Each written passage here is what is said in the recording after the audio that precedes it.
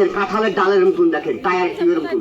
এ কামড়ালে বাঁচবেন আপনি 1 ঘন্টা বেঁচে থাকবেন, আর ও যদি কামড়ায় আপনাকে থাকবেন বেঁচে 2.5 ঘন্টা।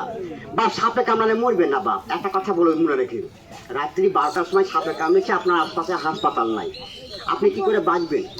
নিজে নিজে বাঁচতে পারবেন আমার মতন। আমাকে তো সাপ কামড়ায়, 10 বার গাড়ি চালালে একবার ধাক্কা লাগে, সাপের গায়ে 5 বার হাত দিলে আমাকেও কামড় দেয়।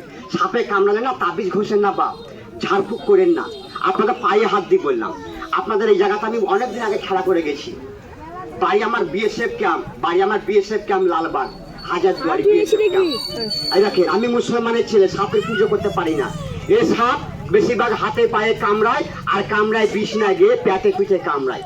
সাপে কামড়ালে বাঁধুনটা আগে দিবেন বাপ, তাহলে বেঁচে থাকবেন, টাইম পাবেন। পায়ে কামড় দেবেন নাকি?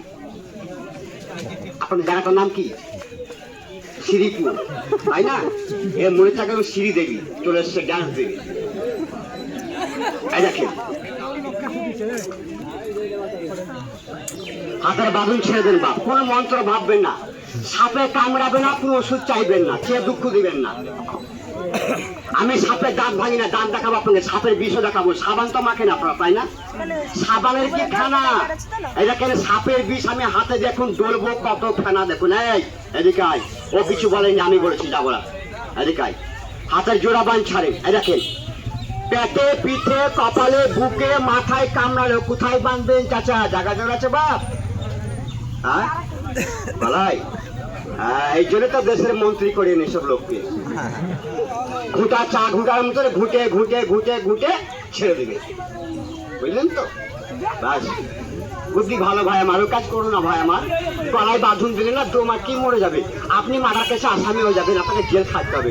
এটা আমি অনুরোধ করে বলি, গলায় বাঁধবেন না, মাথায় বাঁধবেন না, কেরি আঙুলে বাঁধবেন না, পায়ের বুড় আঙুলে বাঁধবেন না। বাঁধবেন কোন জায়গায় বাচ্চা? যোগ করো, 4টি জায়গা বাঁধুন দেবে, 4টি জায়গা দেখেন, 1 2 3 4। ওখান থেকে মোটর সাইকেলকে চাপিয়ে নিচ্ছে, বাতে যখন শুয়ে দিয়েছে, আধ ঘন্টা টাইম পার হয়নি, 25 মিনিট যখন হয়েছে বলে ওই বিষটা মাথায় যখন উঠেছে, মেয়েটার প্রচন্ড নিশা লেগেছে, ঘুম এসছে। তখন মেয়েটা বলেছে আমি চোখে দেখতে পেছি না, আমার একটু মাথায় পানি ঢেলে দাও, একটু বাতাস করো। বুঝলেন? ওই মেয়েটা বাতাস করছে, মাথায় পানি ঢেলে দিচ্ছে, মেয়েটা যে ঘুমিয়ে গেছে। আজও ঘুমালো, কালো ঘুমালো। আপনাদের জোর করে বলবো, রোজার কাছে ঝাড়ফুঁক করবেন না, 1 ঘন্টার মধ্যে হাসপাতালে পৌঁছাবেন।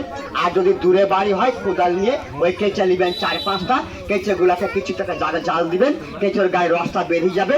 4 চামচ কেঁচার রস, সরষের তেল 4 চামচ, যাকে সাপে কামড়াবে ওকে খাইয়ে দেন, রুগী আপনারা ঘামবে, বমি করবে, বেঁচে থাকবে বাবা সারাদিন। মান কলকাতা বহরমপুর নিয়ে যান, বাঁচবেন।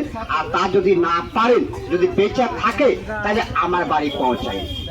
আর যদি মরে যায় তো আমার বাড়ি নিয়ে যেন না। এই মাটি ছুঁয়ে বললাম, এই মিথ্যা কথা বলতে আমি রাজি নই। ওই মরা রুগী আপনারা বাঁচাতে পারবো না, মরে গেলে সৎ কাজ করবেন।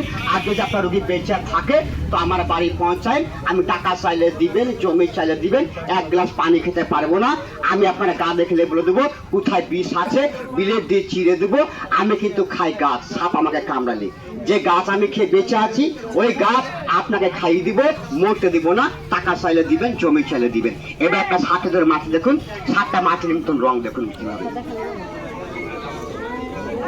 পারলে নাম বলবেন, দেখুন চন্দ্রপুরা রাসেল ভাই। হ্যাঁ ঠিক বলেছেন, এই যদি কামড়ায় না ভাই বাঁচবেন না ভাই, দেখবেন মজা দেখেন। দেখেন আর কাজ শেষ, তেনা হয়ে গেছে। ছেলে পেলে একবার তালি মারতে বাচ্চা, ছেলে পেলে একবার বন্ধ করে রাখে। ও ঠিক আছে, আপনারা খেয়াল রাখবেন যে বাচ্চা তালি না মারবে।